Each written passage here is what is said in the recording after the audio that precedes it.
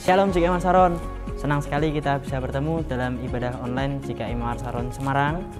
Minggu ini kita akan dilayani oleh Pastor Iman yang akan banyak belajar mengenai true friendship atau teman yang sejati. Mari siapkan diri kita untuk memuji dan menyembah nama Tuhan. God bless you all. Shalom, selamat hari Minggu GKI Immanuel Saron Semarang. Mari kita memuji Dia. Mari kita mengatakan, Kaulah kekuatan kami, Kaulah gunung batu kami. Yes.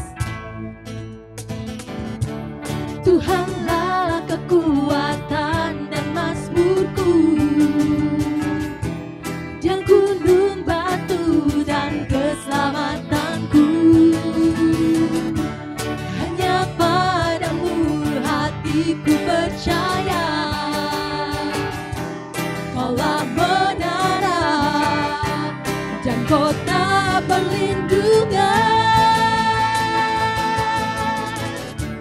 Ku mau selalu bersyukur sebab cintamu padaku takkan pernah berubah. Hatiku percaya walau bumi bergoncang, gunung-gunung beranjak, namun kasih setiamu tak pergi dariku.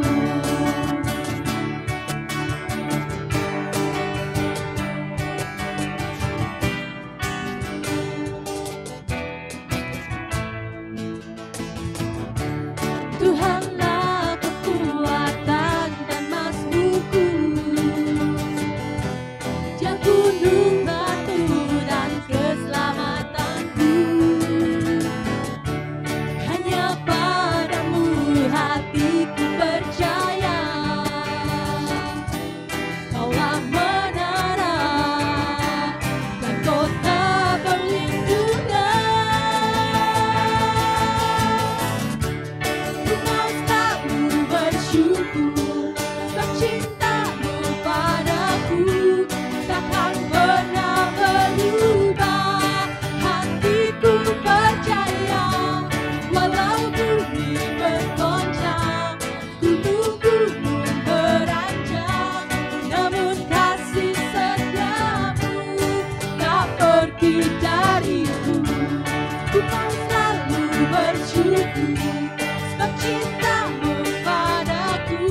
Ku mau selalu bersyukur sebab cintamu padaku takkan pernah berubah. Hatiku percaya walau bumi bergoncang, gunung-gunung beranjak, namun kasih setiamu tak pergi dariku. Ku mau selalu bersyukur sebab cintamu padaku takkan pernah berubah. Hatiku percaya walau bumi bergoncang, gunung-gunung beranjak, namun kasih setiamu tak pergi dariku.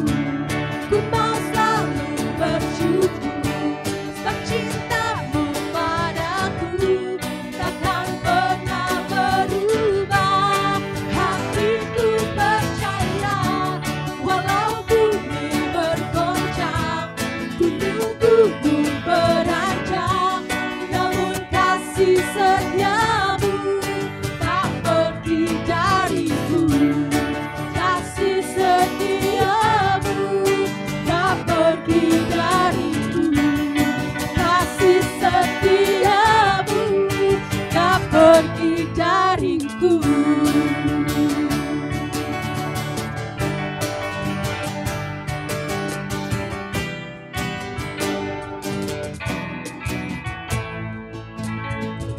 Mari beri kemuliaan bagi Tuhan Allah kita. Yes.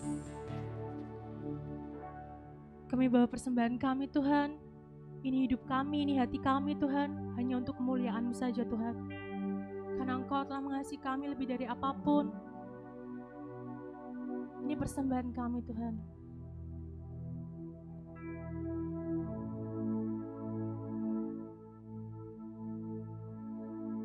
Takkan pernah ku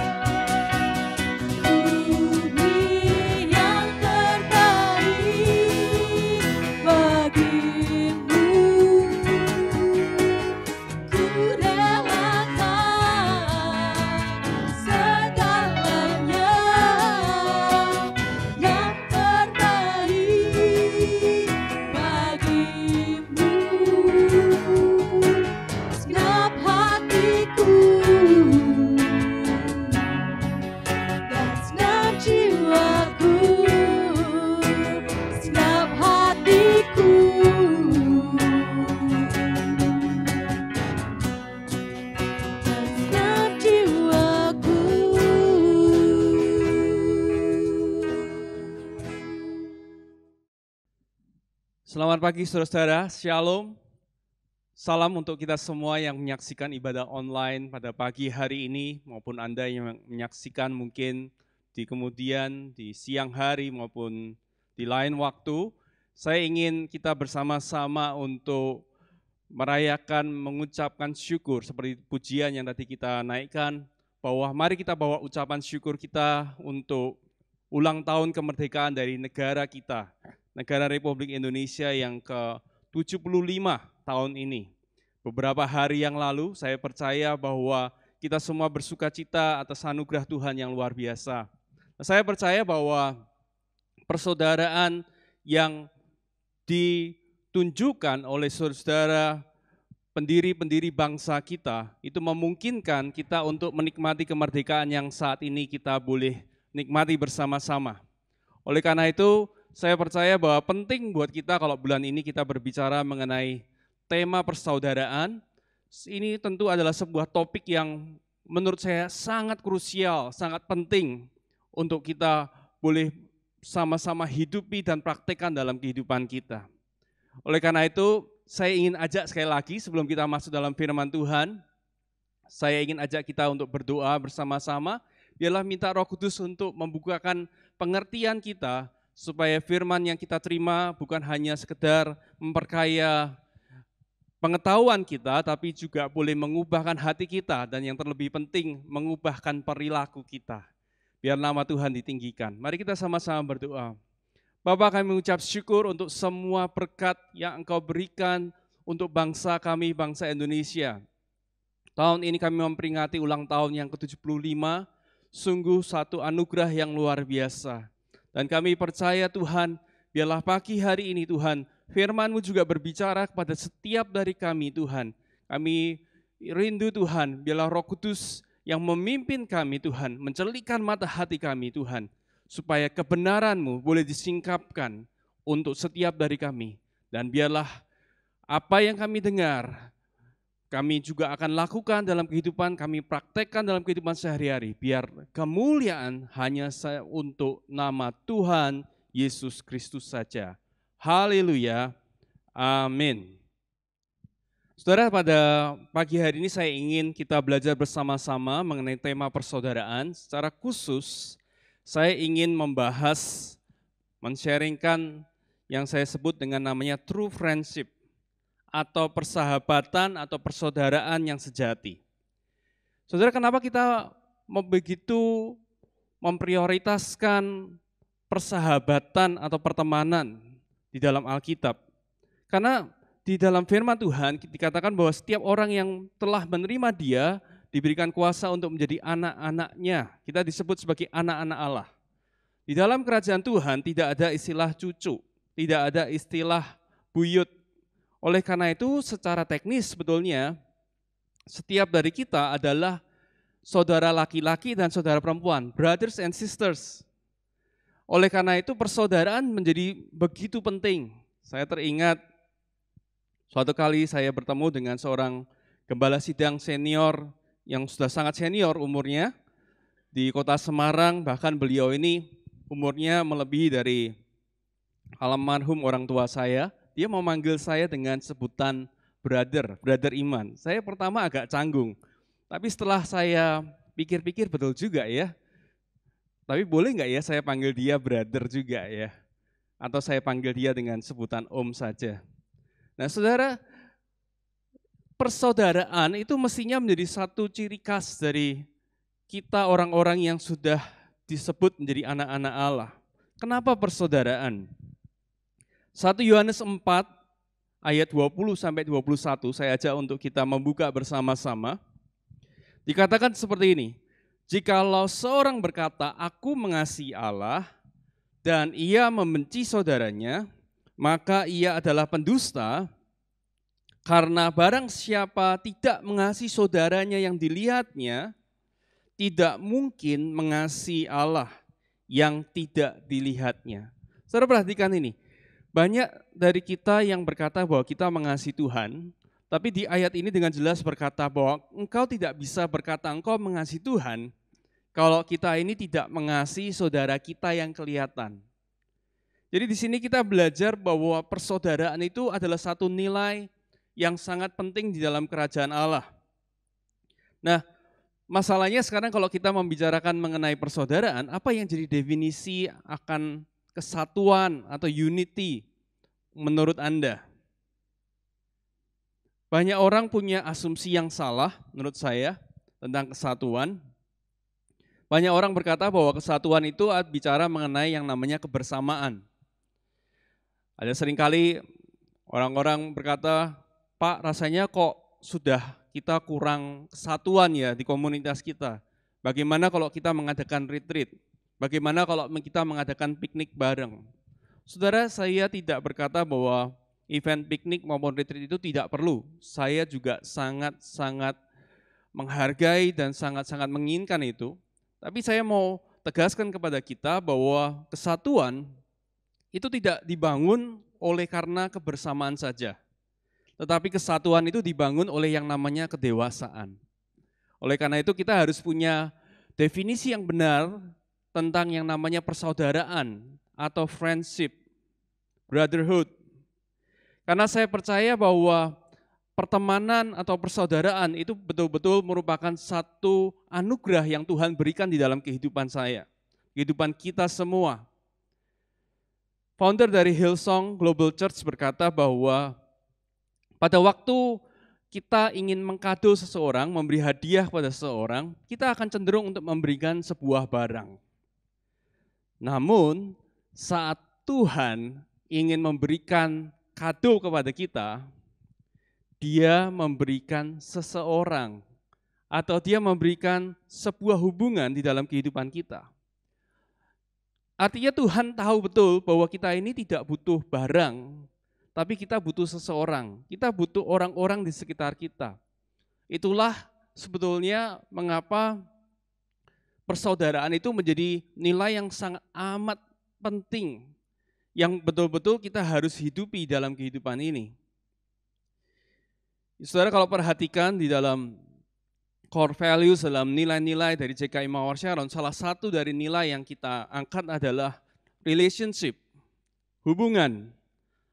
Apa artinya untuk menjadi dalam sebuah keluarga? Saya percaya kita akan belajar banyak pagi hari ini. Kita akan belajar dari sebuah kisah yang menurut saya klasik sekali di dalam Alkitab, di dalam Perjanjian Lama, yaitu kisah dari dua orang yang bernama Daud dan Yonatan. Daud dan Yonatan merupakan kisah persaudaraan, kisah pertemanan di dalam Alkitab yang menurut saya sangat-sangat klasik dan sangat-sangat inspiratif, sehingga kita bisa banyak mengambil pelajaran darinya. Saya ingin kita melihat di dalam 1 Samuel 18 ayat yang pertama. 1 Samuel 18 ayat yang pertama berkata demikian. Ketika Daud habis berbicara dengan Saul, berpadulah jiwa Yonatan dengan jiwa Daud. Dan Yonatan mengasihi dia seperti dirinya sendiri. Saudara, kalau kita perhatikan kisah dari Daud dan Yonatan, kenapa saya katakan kita perlu belajar sesuatu dari kisah ini, adalah begini. Kalau kita ngomongin soal persahabatan, kalau kita ngomongin persaudaraan, Daud dan Yonatan adalah model persahabatan atau persaudaraan yang mestinya tidak terjadi, saudara. Kenapa saya katakan seperti itu? Kalau kita tadi barusan membaca dalam 1 Samuel 18, konteks dari cerita ini adalah Daud habis berperang melawan Goliat dan dia sedang masuk ke dalam istana Saul membawa kepala dari Goliat. Dan kemudian kita tahu bahwa Daudlah kemudian yang akan menjadi raja dari Israel yang berikutnya. Dan siapa yang menjadi sahabatnya? Siapa yang berpadu jiwanya dengan Daud? Firman Tuhan dengan jelas katakan Yonatan. Siapa Yonatan? Yonatan adalah notabene adalah pewaris kuasa dari pewaris kerajaan dari Saul ayahnya. Jadi kalau kita sebetulnya melihat cerita ini dengan logika kita membayangkan ini adalah satu persahabatan yang sebetulnya tidak masuk akal. Karena mestinya mereka adalah musuh bebuyutan yang mestinya berseteru sepanjang umur mereka, bahkan sampai keturunan mereka. Yonatan akan digantikan posisinya oleh Daud. Jadi ini merupakan sesuatu yang luar biasa banget. Kalau sampai Yonatan kemudian membangun persaudaraan dengan Daud, ini ada sebuah nilai-nilai yang luar biasa yang kita bisa ambil dan kita terapkan dalam kehidupan kita. Sekali lagi, Yonatan mestinya menjadi musuh yang paling besar untuk seorang yang bernama Daud. Karena secara kepentingan, Daud itu mengambil alih apa yang semestinya menjadi hak dari Yonatan dan keturunannya dan keluarganya. Oleh karena itu saya percaya sungguh kalau kita lihat kisah ini, Anda bisa baca teruskan dalam 1 Samuel 18, 19, 20 dan selanjutnya. Kita melihat adanya sebuah persaudaraan persahabatan yang sangat luar biasa. Saya belajar ada 3 kualitas persahabatan yang kita bisa lihat dari Daud dan Yonatan.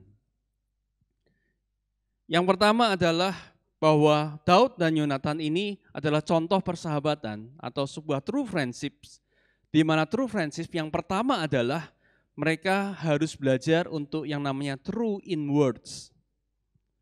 True in words artinya benar secara perkataan mereka.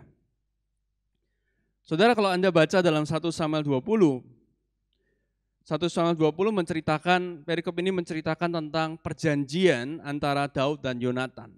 Mereka berjanji karena mereka tahu bahwa salah satu mereka akan menjadi raja dan tidak mungkin dua-duanya jadi raja. Mereka mengadakan perjanjian dan kalau kita baca bahwa di kelanjutan dari kisah ini, apa yang mereka lakukan pada hari itu mereka tepati. Janji yang mereka ikrarkan pada hari itu menjadi janji, menjadi kata-kata yang ditepati baik oleh pihak Daud dan pihak Yonatan. Ini adalah sebuah gambaran covenant, sebuah gambaran perjanjian. Untuk kita mempunyai persahabatan, saudara kalau ingin tahu bahwa Anda mempunyai sahabat yang sejati, teman yang sejati, ujilah mereka dalam perkataan mereka. Saran saya, ujilah mereka dalam perkataan mereka. Karena saya percaya seorang sahabat saudara seperti Daud dan Yonatan, mereka menepati kata-kata mereka. Mereka true in words. Tetapi true in words di sini juga berarti bahwa mereka tidak memakai kata-kata untuk saling menghancurkan satu sama lain. Slander and gossip adalah 2 hal yang sering kali kita dengar, kita sering lihat, kita sering amati di dalam komunitas dimanapun kita berada. Slander itu artinya membicarakan hal yang buruk tentang seseorang. Gossip itu artinya untuk kita ini membicarakan sesuatu tentang kehidupan orang tersebut yang belum tentu benar. Nah, kata slander dan gosip, saya percaya tidak ada tempat di dalam yang namanya persaudaraan. Karena Tuhan sangat menganggap penting perkataan kita. Kata-kata, saudara, itu bisa menghancurkan yang namanya kesatuan. Kalau Anda ingin menghancurkan sebuah komunitas, menghancurkan kesatuan, Anda tidak perlu melakukan banyak hal. Anda cukup memakai kata-kata Anda untuk menghancurkan satu sama lain. Efesus pasal 4 ayat 29 menasihatkan kita berkata seperti ini. Janganlah ada perkataan kotor, ya, dalam arti sia-sia keluar dari mulutmu, tetapi pakailah perkataan yang baik untuk membangun di mana perlu, supaya mereka yang mendengarkan beroleh kasih karunia. Saudara, kita dinasihatkan kualitas seorang sahabat, kualitas seorang saudara, kita diminta untuk menggunakan kata-kata yang keluar dari mulut kita adalah kata-kata yang membangun, kata-kata yang baik. Kalau kita baca di dalam 1 Samuel 20 ayat 34, bahkan ada sebuah kisah di mana Raja Saul itu begitu kesal dengan Daud, dan kemudian dia mulai slander, dia mulai mengatakan hal-hal yang buruk tentang Daud. Di ayat 34b berkata, pada hari kedua, bulan baru itu ia, Yonatan di sini, tidak makan apa-apa, sebab ayahnya telah menghina dia. Saudara, sekali lagi kalau kita lihat posisi Yonatan, semestinya Yonatan adalah orang yang paling bersuka cita kalau Daud ini hancur. Tapi di sini dikatakan bahwa Yonatan justru merasa sedih karena ada orang yang menghancurkan sahabat saudaranya dengan kata-kata. Di sini kita lihat ada satu nilai yang dibangun secara luar biasa melalui persahabatan mereka. Bahkan kalau kita baca di kisah setelah Saul dan Yonatan terbunuh, kita melihat bahwa Daud hanya memiliki kata-kata yang positif, kata-kata yang membangun tentang Saul dan Yonatan. Sekali lagi, ini bicara mengenai kompetitor. Ini bicara mengenai saingan. Di dalam dunia bisnis mungkin ini adalah toko sebelah yang menghancurkan Anda, omset Anda. Tetapi pada saat ada kesempatan seperti itu, Daud memutuskan untuk memakai kata-katanya untuk menjadi kata-kata yang membangun, bukan kata-kata yang menghancurkan atau membuat sebuah spekulasi atau yang namanya gosip. Matius 12:36 berkata begini, Tuhan Yesus berkata, tetapi aku berkata kepadamu, setiap kata sia-sia yang diucapkan orang harus dipertanggungjawabkannya pada hari penghakiman. Saudara, ingatlah bahwa setiap kata-kata yang kita ucapkan, itu suatu hari kita akan pertanggungjawabkan di hadapan Tuhan. Jadi tidak masalah apakah orangnya ada di situ atau mendengar atau tidak. Apa yang keluar dari mulut kita itu sangat penting di hadapan Tuhan. Suatu kali kita harus pertanggungjawabkan setiap kata-kata yang kita ucapkan. Sekali lagi saya percaya bahwa persaudaraan, salah satu nilai dalam persaudaraan, kualitas dalam persaudaraan adalah true in words, benar di dalam perkataan. Yakobus 1:26 berkata seperti ini juga. Jikalau ada seorang yang menganggap dirinya beribadah, dengarkan ini, jikalau ada seorang yang menganggap dirinya beribadah, tetapi tidak mengekang lidahnya, ia menipu dirinya sendiri, maka sia-sialah ibadahnya. Saudara, ini sebuah warning buat kita. Kalau kita anak-anak Tuhan merasa kita sudah beribadah, melakukan bagian kita, mengasihi Tuhan. Tuhan bilang, tunggu dulu. Bukti bahwa kamu mengasihi Tuhan adalah kamu mengasihi saudaramu. Dan bukti kamu mengasihi saudaramu adalah bagaimana engkau menggunakan kata-katamu. Bagaimana engkau menggunakan sosial mediamu. Bagaimana engkau menggunakan apa yang ada status di WhatsApp-mu. Ya, di semua hal yang kita punya kendali dalam kehidupan kita. Daud dan Yonatan memberikan satu contoh yang bagus sekali dalam kehidupan kita. Mereka mempunyai kualitas seorang saudara, true friends, karena mereka menjaga perkataan mereka, true in words. Hal yang kedua, saudara, kualitas dari seorang sahabat adalah true in adversity. Apa sih adversity? Adversity adalah satu tantangan atau masalah. Amsal 17:17 berkata seperti ini. Seorang sahabat itu menaruh kasih setiap waktu dan menjadi seorang saudara dalam kesukaran. Saya percaya bahwa di dalam kesulitan terbesar dalam kehidupan kita, dalam momen-momen genting, dalam hal-hal krisis, disitulah Anda akan tahu siapa yang beneran adalah teman Anda. Siapa yang betul-betul adalah saudara Anda.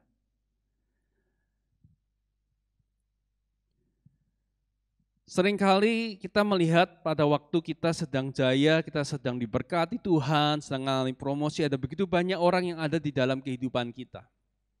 Tapi saya ingin katakan bahwa seorang saudara, true friend, itu adalah orang yang tetap berada dalam kehidupan Anda pada saat Anda mengalami masa-masa low, masa-masa kesulitan dalam kehidupan Anda, dalam kehidupan saya. Beberapa hari yang lalu, saya diajak oleh teman untuk ikut namanya HES. Berapa banyak dari Bapak Ibu yang pernah HES, saudara? Nah, seperti gambar yang Anda lihat, kalau Anda lihat, wah, suatu pemandangan yang indah luar biasa. Saya kebetulan diajak untuk ikut HES di dekat rumah saya, jadi cuma sekitar 10 menit dari rumah. Memang satu pemandangan yang indah luar biasa. Tapi tahukah saudara, di balik pemandangan yang indah yang tadi Anda lihat, ada sebuah proses. Dan proses itu ada di gambar kedua. Ya, saudara bisa bayangkan betapa kesulitan, berapa tantangan yang harus dilewati. Saya bersyukur saudara, bahwa tantangan dan kesulitan sekali lagi seringkali Tuhan izinkan di dalam kehidupan kita. Salah satu keuntungannya adalah untuk membuktikan kepada kita siapa yang betul-betul menjadi saudara di dalam kehidupan kita. Oleh karena itu, kalau saya bisa mengikuti HES, saya kasih warning kepada saudara-saudara, jangan melakukan HES sendirian, saudara. Ya, Anda bisa lihat di gambar yang terakhir. Nah, ini orang yang membantu saya, saudara. Kenapa saya ceritakan tentang pengalaman ini? Karena saya mau berkata bahwa tidak mungkin kita menjalani proses kehidupan yang sulit, kadang-kadang yang tidak tertebak itu di dalam kehidupan kita dengan sendirian. Dan seringkali justru di dalam kesulitan, di dalam hal-hal yang menurut kita krisis, itulah kita betul-betul menemukan saudara yang disebut saudara dalam kehidupan kita. Saya bersyukur saudara dalam kesempatan beberapa hari yang lalu itu, saya boleh berkenalan dengan teman baru dan kemudian kita menjadi sahabat baik. Karena apa? Kita sama-sama melewati trial, kita sama-sama melewati rintangan yang enggak mudah. Ya, berkali-kali kepleset, berkali-kali jatuh, sampai hari ini tangan saya masih ada bekas-bekas luka, saudara. Nah, kenapa kesulitan dalam kehidupan kita itu seringkali menjadi momen di mana kita menyadari siapa yang ada di dalam kehidupan kita. Itulah orang-orang yang Tuhan sudah anugerahkan untuk betul-betul menjadi penolong kita. Jadi temukan saudara, pastikan Anda mengidentifikasi siapa orang-orang yang betul-betul Anda definisikan sebagai saudara dalam kehidupan Anda. Di 1 Samuel 18 ayat 4, dikatakan bahwa Yonatan menanggalkan jubah yang dipakainya dan memberikannya kepada Daud, juga baju perangnya sampai pedangnya, panahnya dan ikat pinggangnya. Saudara, konteks ini bicara mengenai pada waktu Daud ini enggak punya apa-apa, sedang dalam keadaan terpuruk. Yonatan memberikan jubahnya, menanggalkan jubah yang pada saat itu dia adalah putra mahkota, memberikan kepada Daud juga baju perangnya, sampai pedangnya, panahnya, dan ikat pinggangnya. Artinya setelah Yonatan memberikan itu kepada Daud, Yonatan itu tidak punya apa-apa pada saat itu, saudara. Jadi ada satu pengorbanan yang diberikan oleh Yonatan. True friend, sahabat atau saudara yang sejati adalah saudara yang ada di dalam kesukaran, masa kesukaran Anda. Bahkan rela berkorban untuk Anda dari apa yang dia punyai sendiri, saudara. Dia rela untuk tidak memiliki banyak untuk bisa membagikan kepada saudara. Bahkan kalau kita baca teruskan dalam 1 Samuel 20, ayat yang ke-32 sampai 33, ada sebuah karakter yang menurut saya menarik. Tetapi Yonatan menjawab Saul, ayahnya itu, katanya kepadanya, mengapa ia harus dibunuh? Apa yang dilakukannya? Lalu Saul melemparkan tombaknya kepada Yonatan untuk membunuhnya. Maka taulah Yonatan bahwa ayahnya telah mengambil keputusan untuk membunuh Daud. Saudara, Yonatan tidak hanya sekedar berkorban apa yang dia punya, tapi dia juga berani berkorban akan masa depannya dan kehidupannya, saudara.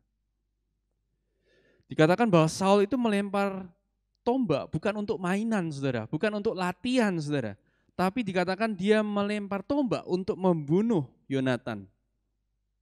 Jadi Yonatan sebetulnya mempertaruhkan nyawanya untuk betul-betul mengerti apa sih yang sebetulnya direncanakan oleh ayahnya, yaitu Saul. Saya suka sekali, saudara, nonton film mengenai perang, tentara, marinir. Kenapa saya suka, saudara? Karena pada saat mereka mengalami situasi yang tidak mudah, peperangan yang sangat sengit, disitulah yang namanya tali persaudaraan itu justru sangat kentara atau sangat nyata. Saya pernah dengar ungkapan bahwa dari tentara bahwa kalau mereka maju berperang, mereka tidak akan meninggalkan siapapun yang ada di kompi mereka. Bahkan di dalam keadaan sudah menjadi jasad. Mereka akan melakukan apapun untuk mereka bisa menyelamatkan rekan mereka, tim seperjuangan mereka. Oleh karena itu ada beberapa orang yang berkata bahwa bahkan di militer, persaudaraan itu lebih kental daripada namanya saudara kandung. Persaudaraan itu lebih kental dari yang namanya saudara kandung. Oleh karena itu, saudara, kalau kita sedang mengalami kesulitan atau perjuangan dalam kehidupan kita, pastikan saudara Anda bisa mengidentifikasi siapa orang-orang yang tetap ada dalam kehidupan Anda, mensupport Anda, dan memberikan dukungan bahkan berkorban untuk Anda. Dan bagi saudara yang melihat mungkin saat ini, di saat masa-masa seperti ini ada saudara Anda yang membutuhkan, yang sedang dalam keadaan terpuruk, pertanyaannya apakah Anda juga menjadi seorang saudara yang sebenarnya untuk mereka? Seperti Yonatan rela berkorban, dia memberikan taruhan bahkan dirinya sendiri. Jadi kita melihat sekali lagi, yang pertama kualitas dari persaudaraan adalah pertama true in words, yang kedua adalah true in adversity, dan yang ketiga, yang terakhir, poin saya terakhir adalah true in our faith. Apa artinya untuk true in our faith? Artinya membantu, seorang sahabat membantu kita untuk mencapai tujuan yang Tuhan telah tetapkan di dalam kehidupan kita. Sahabat yang sejati, mereka membantu kita untuk mengenali potensi kita, untuk kita membangun hubungan dengan Tuhan, bahkan di saat-saat yang paling sulit. Kalau kita baca dalam 1 Samuel pasal yang ke-23, ayat 15 dan 16, saya ajak saudara untuk membukanya bersama-sama. Dikatakan Daud takut karena Saul telah keluar dengan maksud mencabut nyawanya. Ketika Daud ada di padang gurun Sif di Koresa, maka bersiaplah Yonatan, anak Saul, lalu pergi kepada Daud di Koresa. Saudara perhatikan kalimat yang terakhir. Ia menguatkan kepercayaan Daud kepada Allah. Ia menguatkan kepercayaan Daud kepada Allah. Saya percaya bahwa true gift from God always points to the true giver. Hadiah yang sejati dari Tuhan selalu akan mengarahkan kehidupan kita kembali kepada sang pemberi hadiah tersebut. Sekaligus memberikan hint bagi anak-anak muda, bagi Anda yang mungkin sedang melakukan penjajakan, saudara, yang sedang berpacaran. Saya percaya bahwa setiap pertemanan, persahabatan orang yang Tuhan kasih dalam kehidupan Anda, kalau itu betul-betul adalah hadiah dari Tuhan, tentu akan mengarahkan kehidupan Anda pada sang pemberi hadiah. Oleh karena itu, carilah teman yang membangun imanmu, carilah teman yang membangkitkan iman kita. Di posisi lain, kalau kita ingin menjadi saudara bagi orang lain, kita harus menjadi seseorang yang membangun iman mereka. Bahkan pada saat mereka kehilangan pengharapan, bukan hanya kita rela berkorban, bukan hanya kita menepati kata-kata kita, tapi kita juga harus menjadi orang yang mampu membangkitkan mereka untuk menjadi percaya lagi kepada Tuhan. Mentor saya selalu berkata bahwa kasih selalu mendorong ke arah yang lebih baik. Kasih selalu mendorong ke arah yang lebih baik. Jadi saya percaya di mana ada persahabatan, ada persaudaraan yang sejati dalam kehidupan kita, itu selalu akan meng-upgrade diri kita menjadi orang yang lebih baik. Oleh karena itu, kalau kita bicara mengenai brotherhood, saya percaya bahwa long-term relationship leading to fruitfulness. Bahwa hubungan jangka panjang selalu membangun kehidupan yang penuh dengan buah. Saya secara pribadi bersyukur, saudara, ada begitu banyak teman-teman yang Tuhan percayakan, yang Tuhan beri kesempatan untuk kita bisa kenal, bahkan mungkin melalui peristiwa-peristiwa yang sepertinya kebetulan. Saya percaya juga Anda juga punya hal-hal seperti demikian dalam kehidupan Anda. Kok kebetulan Anda bisa kenal seseorang, Anda bisa bersahabat, berteman dengan seseorang. Saya percaya tidak ada sesuatu yang kebetulan yang Tuhan lakukan dalam kehidupan Anda. Sekali lagi, pada waktu Tuhan ingin memberikan hadiah dalam kehidupan kita, Dia memberikan kepada kita hubungan. Dia memberikan kepada kita orang-orang di sekitar kita untuk membangun kita. Dalam Yohanes pasal yang ke-15 ayat yang ke-13, Yohanes 15:13 berkata, tidak ada kasih yang lebih besar daripada kasih seseorang yang memberikan nyawanya untuk sahabat-sahabatnya. Firman Tuhan dengan jelas bahwa Tuhan Yesus sendiri, Dia memberikan satu definisi dari true friendship, adalah kasih yang memberikan nyawanya untuk sahabat-sahabatnya. Jadi saya percaya Tuhan sangat menghargai yang namanya persaudaraan. Dan di bulan ini sekali lagi kita belajar persaudaraan adalah satu nilai penting yang betul-betul kita hidupi. Karena sekali lagi saya percaya ada begitu banyak hal yang Tuhan bisa kerjakan dalam kehidupan kita melalui orang-orang yang ada di sekitar kehidupan kita. Pertanyaannya adalah beberapa hal yang pada hari ini kita mau renungkan. Pertanyaan untuk kita aplikasikan dalam kehidupan kita. Yang pertama, apakah komunitas atau gereja kita menarik orang-orang baru untuk tetap datang dan mau bergabung? Apakah komunitas komsel kita menjadi suatu komunitas di mana persaudaraan itu menjadi nilai yang diterapkan? Buktinya apa? Ada orang-orang baru yang terus berdatangan dan mau bergabung. Saya sekaligus ingin welcome, ada di gereja kita ada beberapa keluarga baru, ada beberapa anak muda yang bergabung. Selamat datang, jika Anda menyaksikan, selamat datang, selamat bergabung di keluarga baru Anda, JKI Mawar Sharon. Kita senang Anda datang, kita senang Anda bergabung, kita berharap supaya kita boleh bersama-sama mengerjakan panggilan kita, supaya kita ini boleh melebarkan, memperluas kerajaan Tuhan di muka bumi. Yang kedua adalah, apakah orang lain, orang baru yang datang, itu merasa aman untuk bicara terbuka dengan kita? Saya percaya salah satu nilai dari persaudaraan adalah pada saat kita ini bisa menerima, kita bisa accept, menerima orang tanpa menghakimi. Setiap kali ada orang-orang yang Tuhan percayakan dalam kehidupan kita, kita menerima mereka apa adanya, bukan menerima mereka karena ada apanya.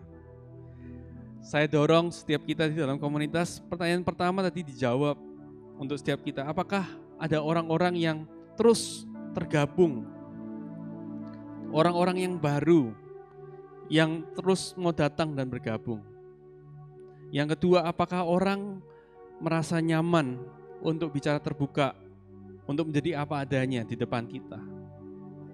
Yang ketiga adalah, apakah komunitas kita terus menjangkau jiwa-jiwa baru buat Kristus? Saya percaya bahwa poin dari gereja adalah menjangkau orang-orang terhilang. Mentor saya selalu berkata begini, gereja yang tidak menjangkau orang-orang terhilang adalah gereja yang terhilang. Sekali lagi, gereja yang tidak menjangkau orang-orang terhilang adalah gereja yang terhilang. Kita didorong untuk tidak hanya nyaman dengan sekedar orang-orang yang sama yang ada di dalam lingkungan kita, tapi kita dipanggil untuk melakukan amanat agung, untuk memuridkan, untuk pergi. Saya percaya, apakah kita sudah menjadi seorang saudara dalam arti yang sesungguhnya untuk orang-orang yang Tuhan percayakan dalam kehidupan kita? Sekali lagi, apakah kehidupan kita menarik orang-orang baru untuk bergabung? Apakah orang-orang merasa terbuka untuk berbicara kepada kita tanpa merasa dihakimi? Dan apakah kita menjangkau jiwa-jiwa baru? Mari kita berdoa. Bapa, kami bersyukur untuk firman Tuhan yang sudah disampaikan pada hari ini. Kami percaya Tuhan bahwa hadiah yang paling luar biasa yang Engkau berikan dalam kehidupan kami adalah persaudaraan, adalah hubungan dengan orang-orang yang Engkau percayakan dalam kehidupan kami. Sebagaimana Engkau sudah mengorbankan hidupmu untuk kami Tuhan lebih dari 2000 tahun yang lalu, membuktikan seorang sahabat yang mengorbankan nyawanya untuk kami. Biarlah setiap dari kami Tuhan boleh juga mempraktikkan nilai-nilai dari persaudaraan itu dalam kehidupan kami. Terima kasih Tuhan. Urapi Tuhan firman-Mu. Biarlah kami bukan hanya menjadi pendengar, tapi kami boleh menjadi pelaku firman Tuhan. Mari kita bersama-sama akan tutup ibadah kita. Mari kita terima berkat Tuhan. Mari kita sekali lagi berdoa untuk pemimpin bangsa kita, untuk negeri kita, supaya Tuhan boleh memberkati dan boleh memakai kehidupan kita semua. Mari kita berdoa. Bapak, sekali lagi terima kasih untuk pesan firman Tuhan. Terima kasih Tuhan untuk kami boleh merayakan ulang tahun kemerdekaan Republik Indonesia yang ke-75. Kami secara khusus berdoa bersyafaat Tuhan untuk para pemimpin bangsa kami Tuhan. Negara kami Indonesia yang kami cintai. Kami berdoa Tuhan, biarlah proteksi dari Tuhan boleh ada. Engkau memberikan hikmat dan kebijaksanaan Tuhan kepada para pemimpin kami Tuhan. Untuk setiap permasalahan dan tantangan yang dihadapi di tahun yang ke-75 ini Tuhan. Dan kami berdoa Tuhan, bila Engkau juga memberkati ekonomi dari bangsa kami Tuhan, supaya bangsa ini boleh bangkit menjadi berkat Tuhan. Kami berdoa biarlah bangsa ini boleh menjadi bangsa yang memberikan pinjaman kepada bangsa-bangsa lain, bukan bangsa yang mencari pinjaman dari bangsa-bangsa lain. Kami berdoa Tuhan, biarlah Engkau juga pakai setiap dari kami Tuhan, untuk menjadi umat-Mu yang boleh mengikat tali persaudaraan di bangsa ini Tuhan. Mari saudara-saudara angkat tangan kita di hadapan Tuhan dan terimalah berkat Tuhan. Kiranya berkat kasih karunia dari Allah Bapa, kasih setia dalam nama Tuhan Yesus Kristus, dan penyertaan Roh Kudus ada di dalam kehidupan kita, memimpin kita senantiasa, supaya kita boleh menjadi saksinya dimanapun kita berada, supaya kita boleh menjadi terang dan garam, menjadi berkat buat bangsa dan negara ini, mulai dari keluarga kami, mulai dari pekerjaan kami, mulai dari lingkungan sosial kami, sekitar kami Tuhan, pertemanan persahabatan kami, di dalam nama Tuhan Yesus Kristus. Haleluya. Amin.